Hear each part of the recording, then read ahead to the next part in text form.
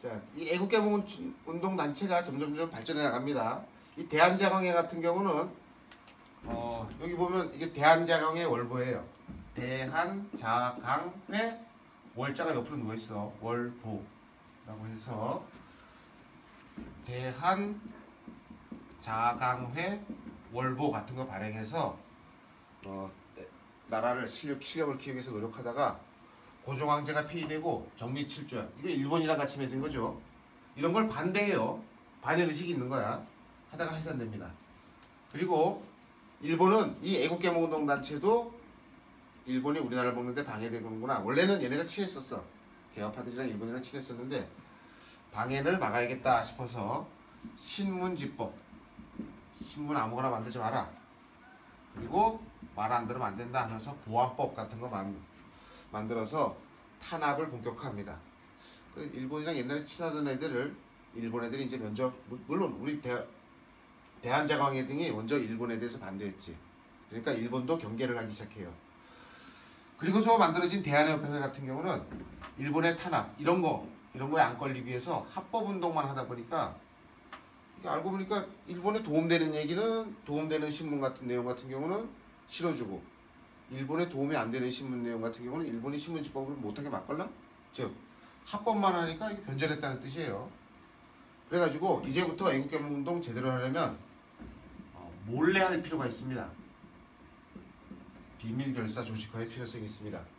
그래서 아주 특별한 애국개몽운동 단체 비밀결사 조직 신민회가 만들어집니다. 별이 엄청 많아요. 이런 단체가 10년만 일찍 나왔다면 어땠을까 싶을 정도로 한 일이 엄청나게 많습니다. 이 단체는 일단 안창호, 양기탕 이런 사람들이 이걸 창설하는데요. 계급적으로는 평민 출신이 훨씬 많았고, 앞에 의병운동에서도 그랬듯이 점점 평민 출신 의병장도 점점 늘어나듯이 이 애국개몽운동 단체도 평민 출신이 점점 늘어납니다. 그리고 우리나라 역사상 처음으로 국권 회복 후에 왕이 없는 나라, 여태까지 애국개몽운동 단체는 전부 다 독립협회든 뭐든 갑신정변이든 뭐든 다 입헌군주제를 하려고 했걸라.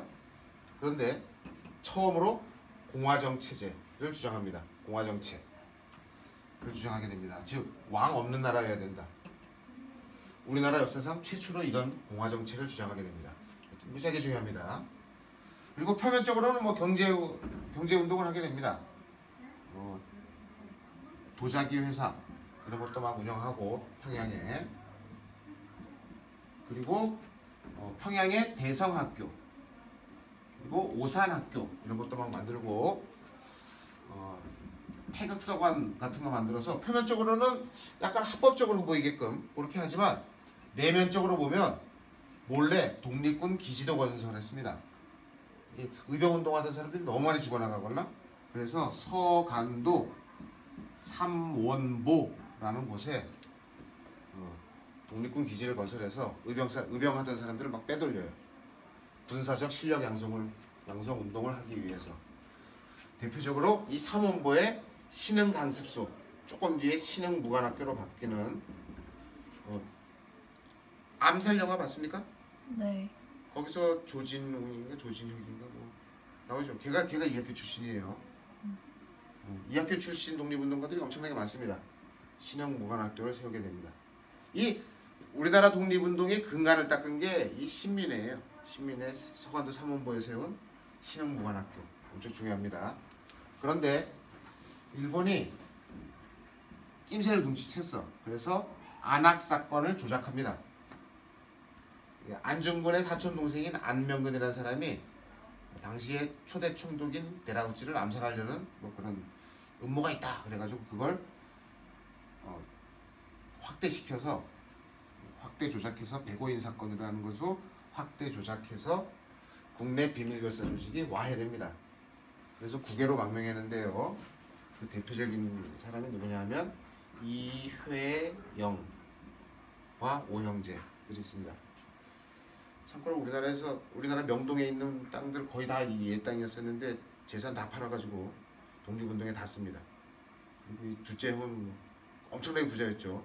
친일을 했더라면 아마 최고의 부자니까 뭐 일본 애들이 이렇게 되게 잘 대해줬을 텐데 필요 없다. 독립운동 해야 된다 그러면서 우리나라 노블리스 오블리주의 대표적인 사람입니다.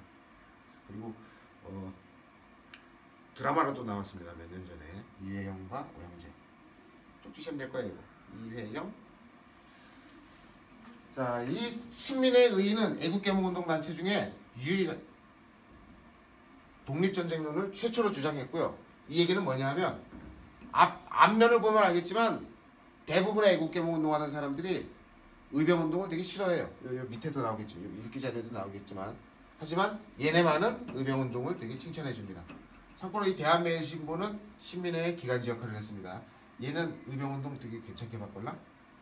그래서 의의를 두자면 의병운동과 애국개몽운동이 드디어 만났다. 의병들이 서간도 3원부에 있는 신흥고등학교 가서 연습 열심히 해서 독립군으로서 활약하는 기틀을 닦았다. 그리고 우리나라 역사상 처음으로 공화 정체를 주장했다. 이게 큰 의의입니다. 이 애국개몽운동에 대한 전체적인 평가. 이 시민회는 물론 이런 욕 먹으면 안 되는데 이 위에 있는 단체들은 좀 문제가 있습니다. 일단 긍정적인 거는 근대적이라는 거, 그리고 애국적이라는 거, 그런 성향이 있는데 정치는 주로 신민회를 제외하고 입헌군주제를 지향했고요. 그 다음에 얘네가 좀 개혁파가 부자가 많아요. 그래서 자본주의를 지향했다. 그런데 부정적인 거. 앞에 사단원 일족할 때 했습니다. 사회 진화론을 수용했다는 거. 사회 진화론 설명 안 해도 돼? 설명해 줘야 돼. 안 해도 돼. 진화론을 사람 사이에서 적용시킨 거 완전 중요합니다. 그래서 얘네들은 나중에 일본에 완전히 우리가 망한 뒤에는 대부분 일제와 타협 또는 변절하게 되는 계기가 아니라 사회진화를 믿었다는 거예요. 그리고 얘네들 대부분 의병운동을 편애합니다. 오히려 일본군을 더 옹호해요. 일본을 도와주고 있다. 의병 니네가 자꾸 왜 괴롭히냐.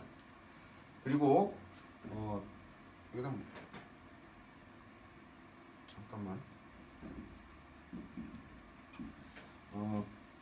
얘네는 민중보다는 잠시만 여기 있네. 개인보다는 집단을 더 중시하는 경향성이 있습니다. 그래서 집단을 위해서 희생해도 된다. 개인은 이런 생각을 갖고 있고요. 그리고 얘네는 다수인 민중보다는 한두 명의 영웅을 더 강조합니다. 이런 거 같은 경우는 나중에 독재에 이용되기에 아주 좋은 그런 문제점이 있습니다. 이들이 이제 나중에 친일파가 되고 해방 뒤에 이들이 이런 생각을 갖고 있는 애들이 우리나라 정치를 주도하게 돼서 우리나라는 독재가 꽤 오랫동안 지속됐고 되게 전체주의적 사고가 강한 그런 문제점이 있었습니다. 예, 수고하셨습니다.